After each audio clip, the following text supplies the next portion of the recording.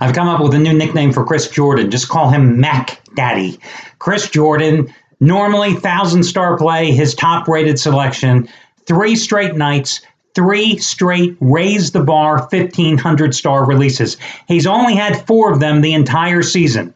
He has won all 4. 3 of them have come the past 3 nights. They've all been in the Mid-American Conference. He's won them all. You've gotten all of them for over half price off, and he's got another one going tonight. And again, it's over half price off, so check it out. The details are over on the homepage. Meanwhile, Matt Rivers has had 3 NHL releases this season. Okay, Matt Rivers is, I think he's right outside of Miami because he's right near where Steve is in Miami. Matt Rivers owns a valet parking company that caters with a bunch of high-end hotels down in Miami. That's what his real business is, and he does this as a part-time thing. And he's been a charter member here at the site from day number 1.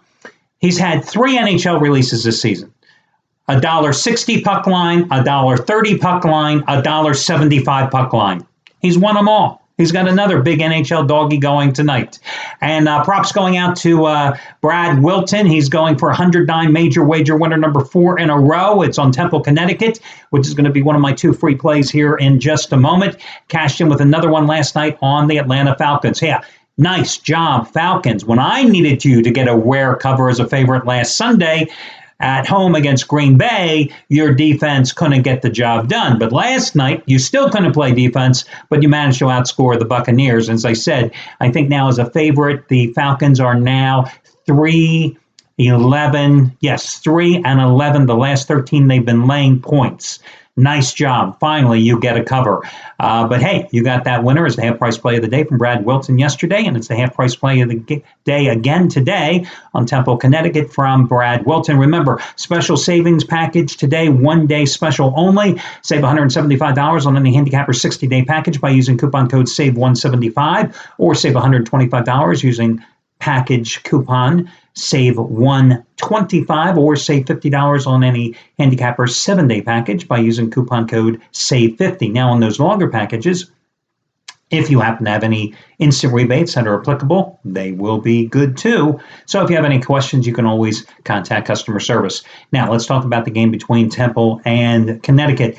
I really like Temple tonight. The reason I'm not using them as a best bet, as I always like to tell you, is because when I use the Owls as a best bet, I lose. I use them as a free play. I never lose involving the Owls. So that's why they're relegated as a free play, because God forbid if I use them as a best bet and lose again, I just can't handle that. But I have no problem with laying the 10 points with them against Connecticut tonight. Listen, they have been on a nice little roll. They've won 3 straight games. They have covered 8 straight games since losing their season opener to Army, which, yes, I had them against Army that day, losing outright as a 13-point home favorite to kick off the season. Their offense has been averaging a little over 36 points during this 8 straight cover stretch. Meanwhile, the Huskies are coming off a 41-3 loss at East Carolina. And after the game earlier this week, their head coach made some big changes to his staff. He demoted his offensive coordinator, Frank Verducci, and promoted running backs coach David Corley to the position. So Corley is now going to be calling the plays here tonight.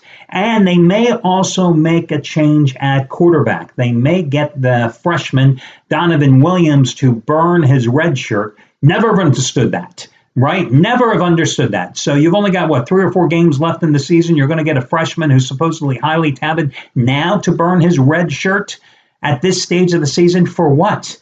If it was going to be that good, you should have had him burn it earlier in the season, right? Especially when you're a lame duck coach, perhaps. But anyway, they may get him to burn his red shirt and go with him instead of Brian Sheriffs tonight. But UConn really doesn't have much of a choice. I mean, in terms of their offense, they have none. They're averaging 18.3 points a game.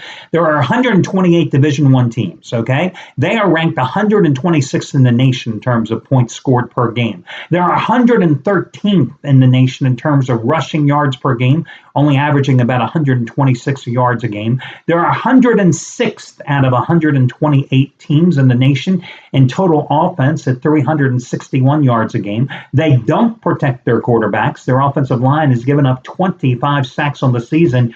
That's more than only 11 other teams in Division One ball. Now, meanwhile, Temple's coming off an easy 34-13 win against Cincinnati. Again, they've used a formula that has been very successful. They run the ball with reckless abandon. They've got 3 running backs that have done an outstanding job. This time it was Jahad Thomas with 151 yards rushing. They had 275 yards rushing in that game. They had 474 yards versus only 186 for Cincinnati, and they controlled the clock. 40 minutes on the clock. They did the same thing the week prior when they beat the hell out of South Florida at home. They controlled the clock in that game for some 40 minutes as well. You got a Connecticut team that's lost 5 of its last 6 overall. You got an Owls team that last year at home dominated 27-6, held the Huskies to just 136 yards in that game. So again, I've got to go with the Owls. The two-headed running back tandem of Armstead and Thomas, they have combined for 676 rushing yards the past 3 games. And Phillip Walker, who struggled, their quarterback earlier this season, he's got 5 touchdown passes in the past 3 games as well. So the offense is moving, and that's why I don't have any problems laying the 10 points on the road with the better team in this spot. Now, in the NBA tonight, the one team that has really gotten off to a slow start, and listen, we're not talking about the 76ers who've gotten off to a slow start, and that was anticipated, but I'm talking about a team that should at least be a 500 team this season that has gotten off to a slow start, and that would be the Washington Wizards, who were 0-3. They lost to Atlanta 114-99 to open the season. Then they lost 112-103 to Memphis on the road. Then they lost their home opener 113-103 at Toronto, or to Toronto on Wednesday. And in all 3 games, they collapsed in the fourth quarter. Now, the loss to the Raptors was particularly appalling the other night because 21 turnovers by the Wizards led to 30 points for the Raptors. Meanwhile, the Hawks, after beating the Wizards in their home opener, went on to win 3 of their first 4, beating Washington, beating Philadelphia, beating Sacramento. So, again, it's not like they're beating the Cavaliers every single night. And they only allowed 99, 72, and 95 points in those first 3 wins. Then they lost at home to the Lakers, 123-116 for their first loss. Now, in the first meeting against the Hawks, Dwight Howard had a pretty decent game, 11 points and 19 rebounds. He's coming off a 31-11 rebound performance in the loss to the Lakers. Paul Millsap in the first win against against Washington, led the way with 28 points.